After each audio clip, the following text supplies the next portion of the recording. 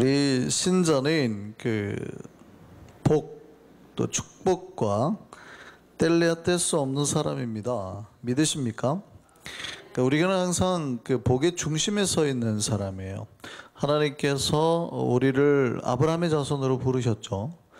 육적인 아브라함이 아니라 믿음으로 말미암아 우리 아브라함의 자손이 되게 하셨어요. 그 얘기는 하나님이 아브라함에게 약속하셨던 그 모든 복이 우리에게도 동일하게 일어난다는 거예요. 하나님이 아브라함에게 내가 너를 복의 근원으로 만들어주겠다 그랬죠. 원래 히브리 성경, 우리 개역 개정은 그렇게 돼 있어요. 너가 복덩어리가 될 거야. 너가 복 자체가 될 것이다. 이렇게 말했거든요. 원래는 복의 근원이라는 표현이 사실은 너의 삶이 복덩어리 삶으로 그냥 복으로 바뀔 거다 이렇게 표현하는 거거든요.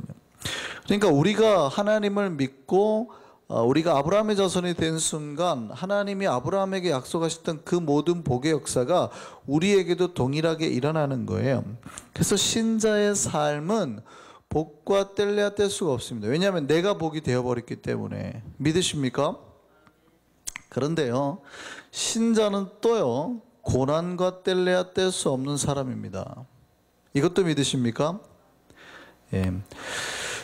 복은 언제나 고난이라는 그 주머니 속에 숨겨져서 고난 뒤에 숨겨져서 오기 때문에 축복은 언제나 그래요. 보기에는 고난처럼 보이는 거거든요. 근데 그 고난을 헤치고 나야 열막 피하고 헤치고 풀어놓고 나야 그 속에 복이 나와요. 이 비밀을 이해하고 견디기까지가 참 힘든 거예요. 그러니까 신자는 뭐와 뭘 뗄 수 없어요? 복과 고난을 뗄 수가 없다는 거예요. 고난이 위대한 인물을 탄생하게 한다는 사실을 믿으십니까? 하나님의 목적은 우리가 잘 살고 건강한 게 아니라 여러분의 신앙이 위대해지는 거예요. 그러니까 위대해지게 만들는 건 원래 하나님의 목적이다 보니까 우리를 위대하게 만드는 방법으로 항상 하나님이 쓰시는 게 뭐냐면 고난이거든요. 근데 신자들이 바라는 거는 그거죠. 안 위대해지고 싶다는 거예요. 나는 별로 안 위대해지고 싶으니까 그냥 돈만 해주세요. 나는 별로 안 위대해지고 싶으니까 그냥 건강하게 해주세요. 이게 이제 신자들의 바람이고, 하나님의 바람은 네가 부자든 건강하든 그렇게 중요하잖아. 이거 짧아. 100년이면 끝나. 네가 아무리 길게 살아도. 너가 위대해지는 게 중요해. 그러니까 이 위대하다는 말은 세상에서 위대하는 게 아니라 하나님 앞에서 영적인 세계에서 위대해지기를 바라는 거예요. 그러니까 하나님의 바라는 목표와 인간이 바라는 목표가 다르기 때문에 항상 그게 힘든 건데요. 하나님은 우리를 위대한 인물을 만들고 싶으신 거예요. 근데 위대한 인물을 만드는 하나님의 방법이 뭐냐면 고난이거든요. 항상 그래서 신자의 삶에는 고난이 와요. 이 고난을 잘 받아들이고 그 고난을 극복하면 위대한 인물이 되지만, 그 고난을 잘 못 받아들이면 그 고난 때문에 넘어지는 거예요. 여러분, 파도타기 선수들이 그 파도가 오기만을 기다립니다. 뭐가 오기만을 기다려요? 네, 파도가 오기만을 기다립니다. 큰 파도를 기다리기 위해서요, 정말 오랜 시간을 싸웁니다. 바다에서 먹고, 그러니까 그냥 오는 게 아니라 바다에서 먹고, 밥을 먹고 막 오랜 시간을 기다린대요. 엄청 오랜 시간. 그러다가 파도가 오면 인생 최고의 묘기를 보여주는 거예요. 근데 아세요? 여러분 같으면 그렇게 하겠어요? 안 하겠어요? 약간 이렇게 어떻게 보면 약간 정신질환자 같아요. 파도라는 개념이 여러분 아세요? 해발 뭐 2m입니다, 3m입니다 이러면 엄청 커가지고 해일이 막 일어나는 거잖아요. 2m짜리 파도가 와가지고 바닷가를 치면 난리거든요.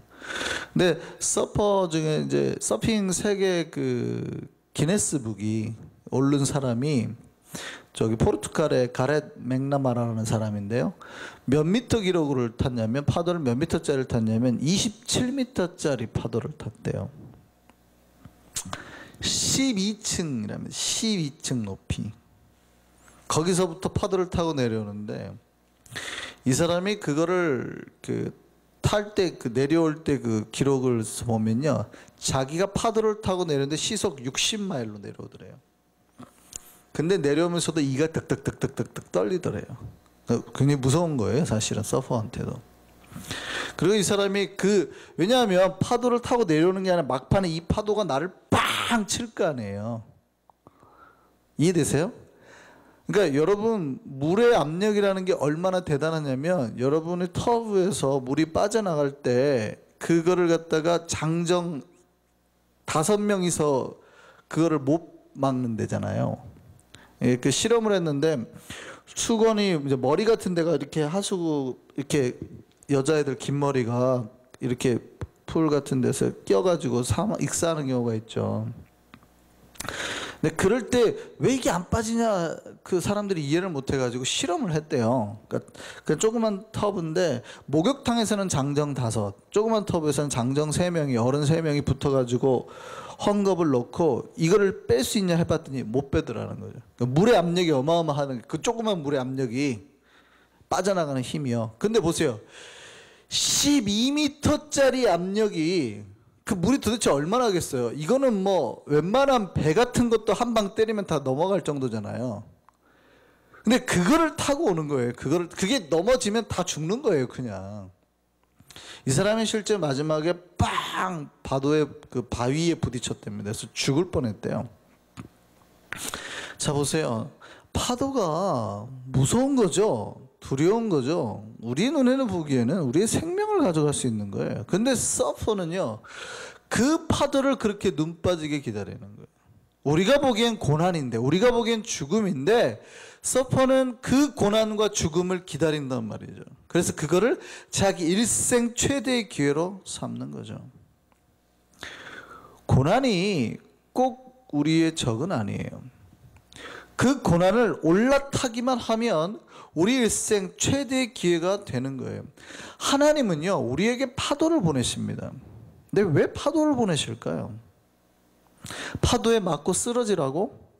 아니에요. 신앙의 다 서퍼가 되라고. 그러니까 그 파도 올라타서 놀라운 즐거움, 놀라운 세계를 경험하라고 하는 거예요.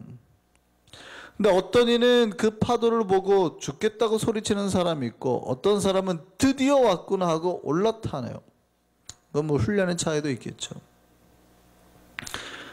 여러분, 하나님의 사람에게는 고난이 옵니다. 반드시 와요.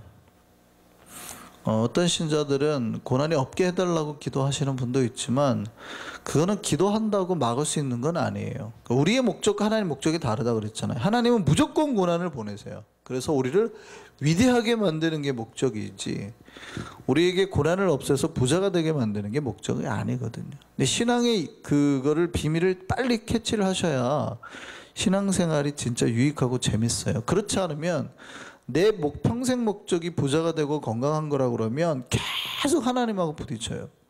자꾸 부딪혀요. 그러면 부자도 안 되고 건강도 잃어요. 내가 위대해지려고 마음 먹는 순간 돈이나 이런 게 다 따라오거든요. 근데 하나님 앞에서 위대해지려고 하는 순간 다 따라오는 거지, 내가 위대한 것과는 멀어지려고 자꾸 그러면 그 순간 하나님 다 가져가는 거예요.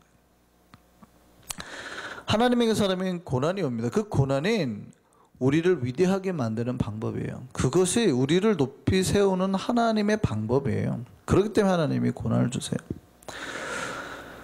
이스라엘 백성을 이끌었던 모세는요, 평생이 고난의 연속이었습니다. 생각해 보세요. 여러분, 모세 같은 삶을 살라 그러면 살겠어요?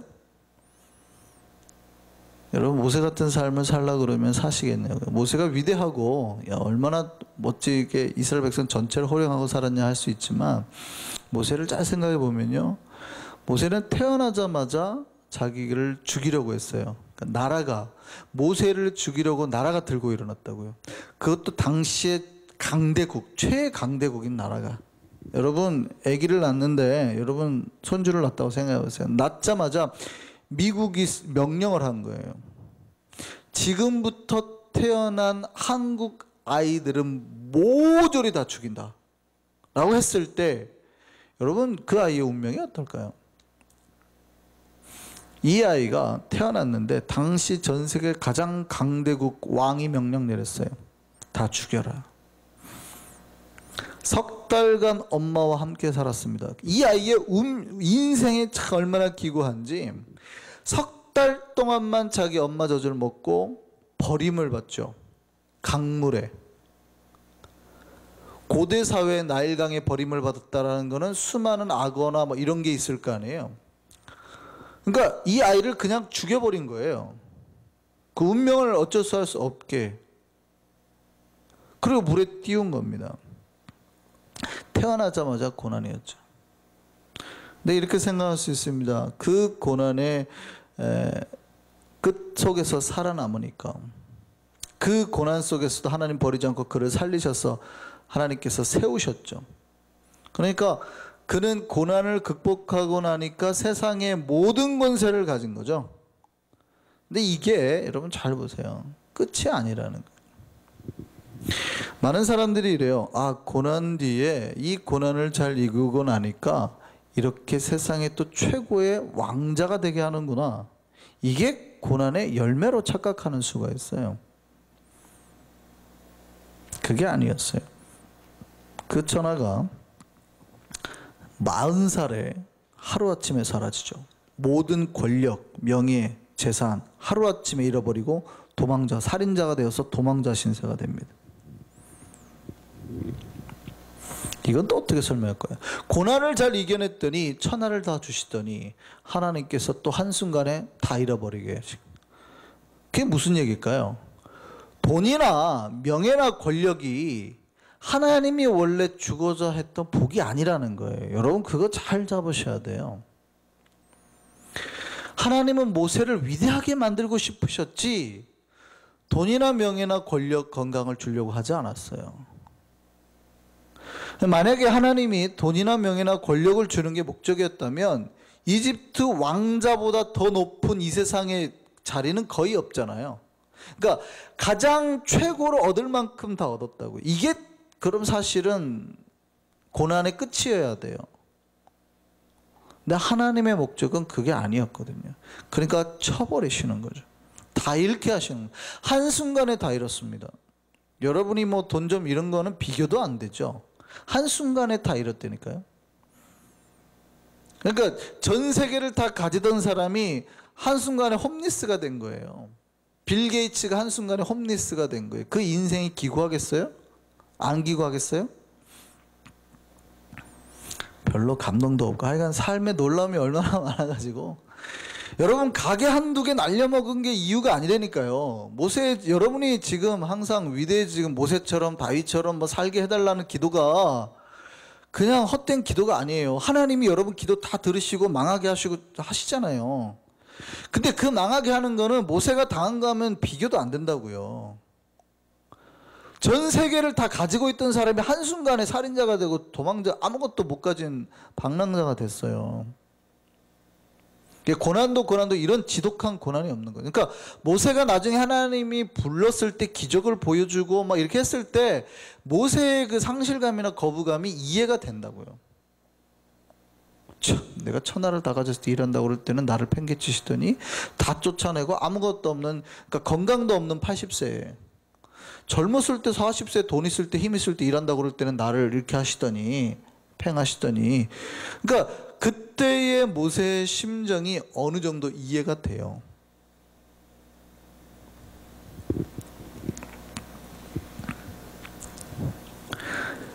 자, 다 잃어버렸습니다. 그럼 이게 끝이에요? 아니죠.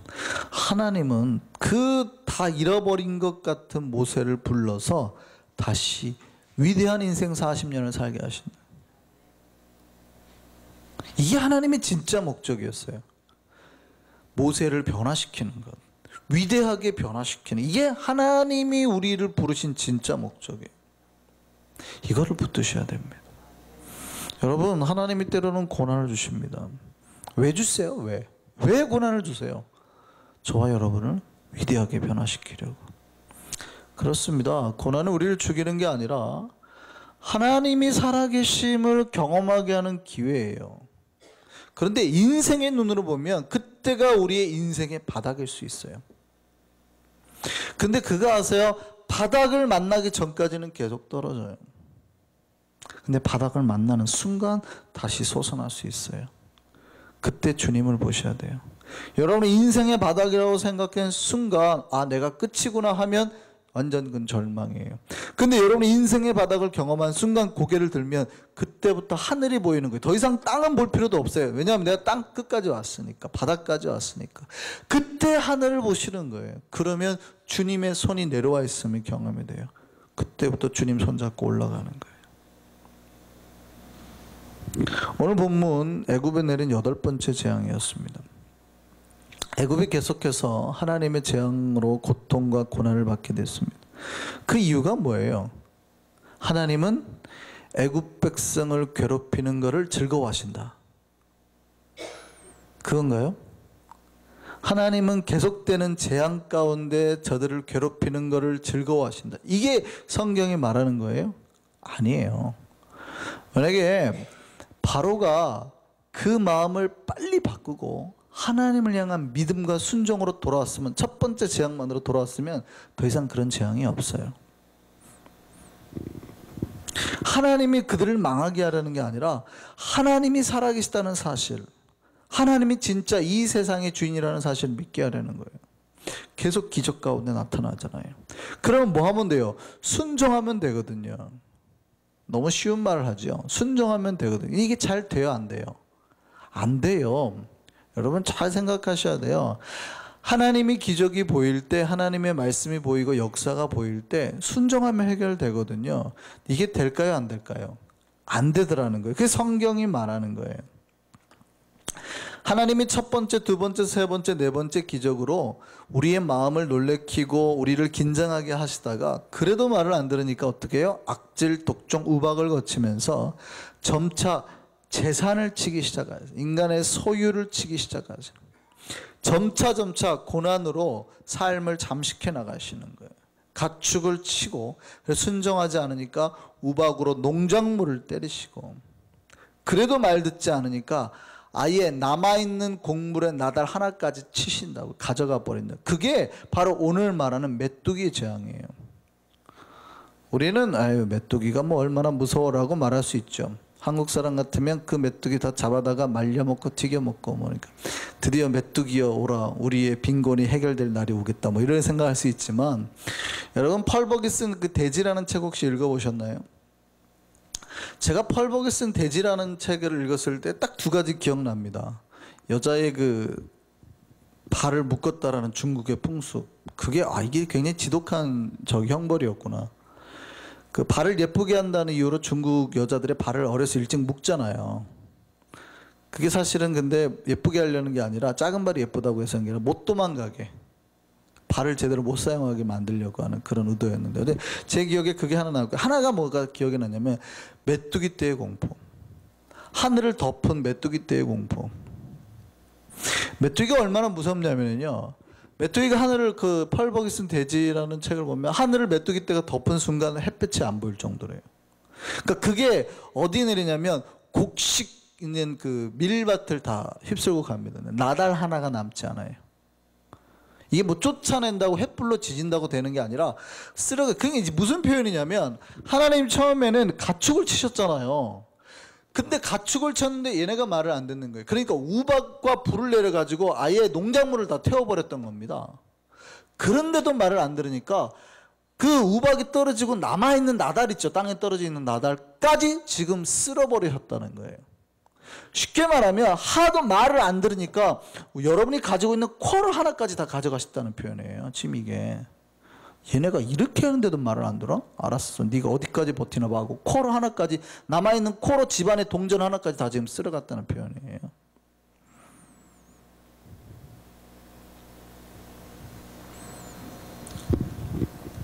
근데 왜 이런 고난을 주세요?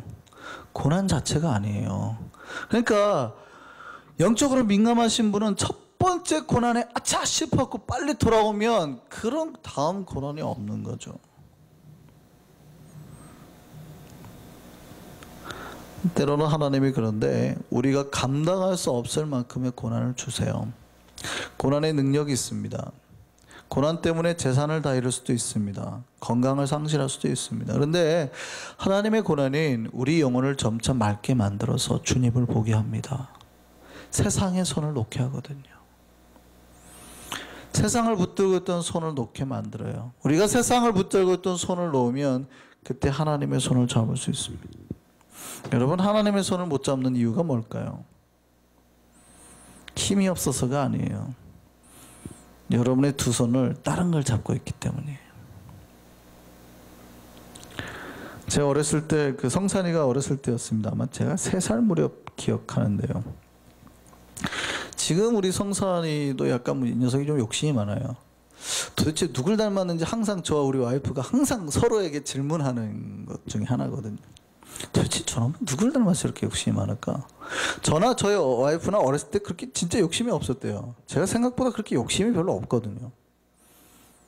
물론 저희 형이나 뭐 간증은 좀 다릅니다. 너 욕심 많았어라고 얘기도 하는데 별로 그렇게 막 소유하려는 의지가 별로 없었거든요.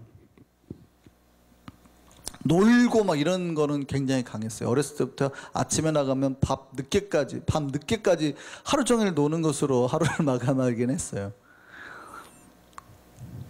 근데 우리 성산이가 어렸을 때 찍은 사진을 가끔 보면 이게 자기 장난감 있잖아요. 그러면 밥을 먹을 때 한쪽 발을 그 장난감 위에 올리고 밥을 먹는 거예요. 아무도 못 가져가게 하는 거죠.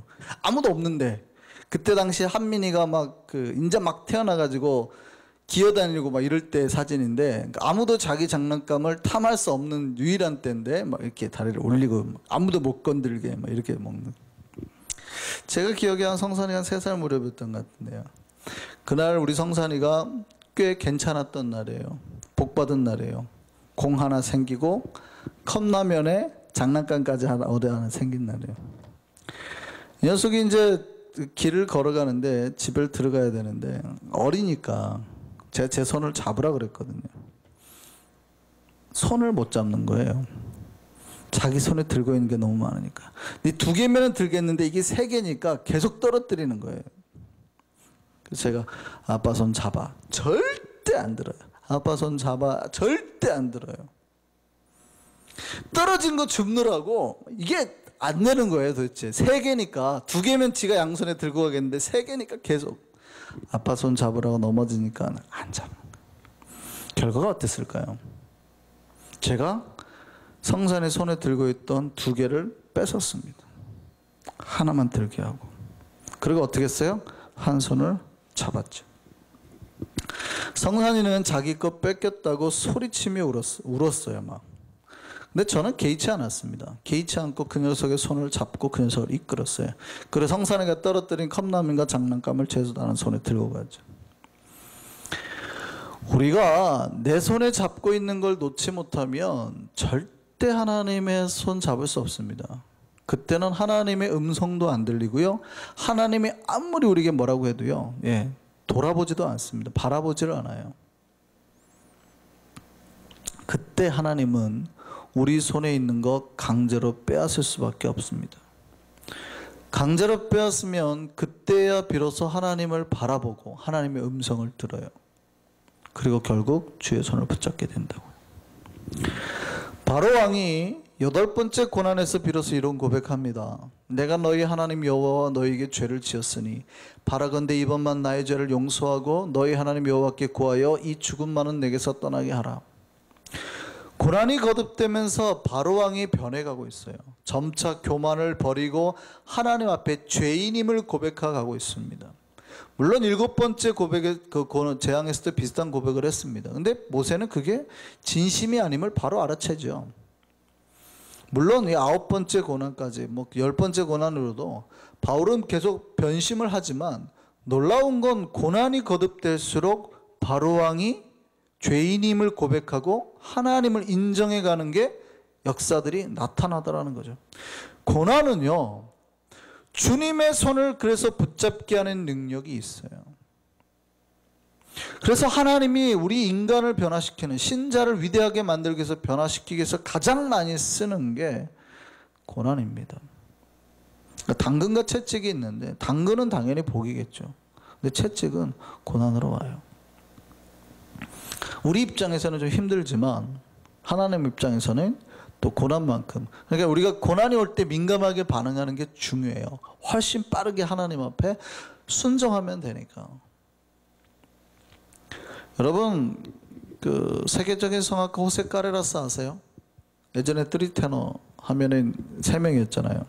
파바로티, 호세 카레라스, 그다음에 플라시도 도밍고. 제가 합창단 생활할 때 항상 우리 트리테너, 세계 트리테너 우리 합창단에 있었어요. 생긴 거는 다 비슷하게 생겼어요. 배 나오고 막 이렇게 수염 나고. 호세 카레라스는 그 스페인인데 얇게 빼빼하죠.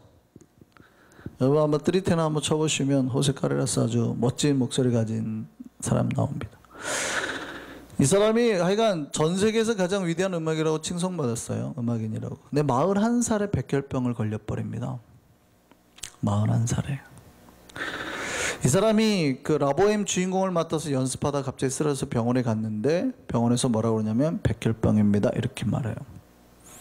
이때 호세 카레라스가 절망하고 포기하지 않았습니다. 이 사람은 하나님 믿었거든요.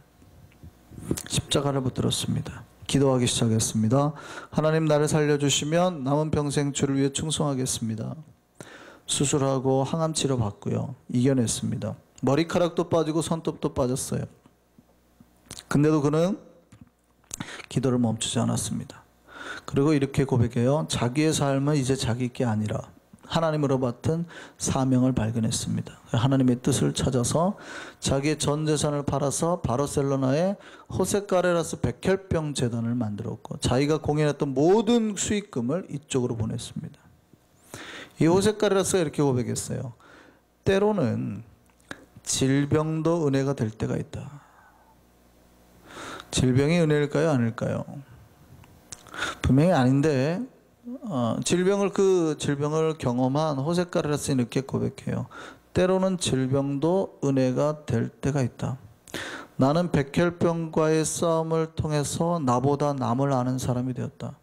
나는 단순히 노래만 부르는 것이 아니라 이제 하나님을 증거하고 절망에 빠진 사람에게 소망을 주는 인생을 살기를 원한다. 예전에 호세 카레라스는 다 가진 사람이었죠. 명예, 돈, 건강. 근데 지금의 호세 카레라스는 어때요? 다 잃었죠. 어쩌면 돈도 다 기부해버렸죠. 건강도 잃었죠. 그런데 뭐를 가졌어요? 더 위대한 삶을 가지게 됐죠. 하나님을 만나게 됐다는 거예요. 진짜 십자가의 복음을 경험하게 됐다는 거죠. 이게 하나님이 우리에게 바라시는 변화의 모습입니다. 여러분 축복받는 사람입니다. 저는 확신합니다. 그런데 그 축복은 제가 모두에 말씀드렸다시피 고난이라는 이 포장지를 통해서 항상 전달이 돼요. 근데 여러분 제가 말씀드리는데 그 고난이 다가오면 그 안에 주신 하나님의 복, 하나님의 은혜, 또 그 안에 계신 하나님의 경륜을 바라볼 준비를 하시기 바랍니다. 그러니까 고난이 오면 주를 빨리 바라볼 그 연습을 하셔야 돼요. 내가 이제 고난의 바닥에 왔다. 그러면 그때 주를 바라볼 준비를 하시라고요. 그리고 그 위에 내려진 주의 손을 보시고 잡으세요. 붙잡으세요. 이게 고난에서 가장 빨리 탈출할 수 있는 방법이에요. 자기 혼자 힘으로 하려고 계속 바닥만 바라보면 위험은, 고난은 계속 가중됩니다. 주를 바라보는 자 회복될 줄 믿습니다. 다시 은혜를 찾게 될 줄 믿습니다. 하나님은 우리에게 그 은혜와 또 그 회복과 복과 하나님 우리에게 주시기를 바라는 것은 하나님 우리가 생각했던 훨씬 위대하고 아름다운 변화의 복이에요.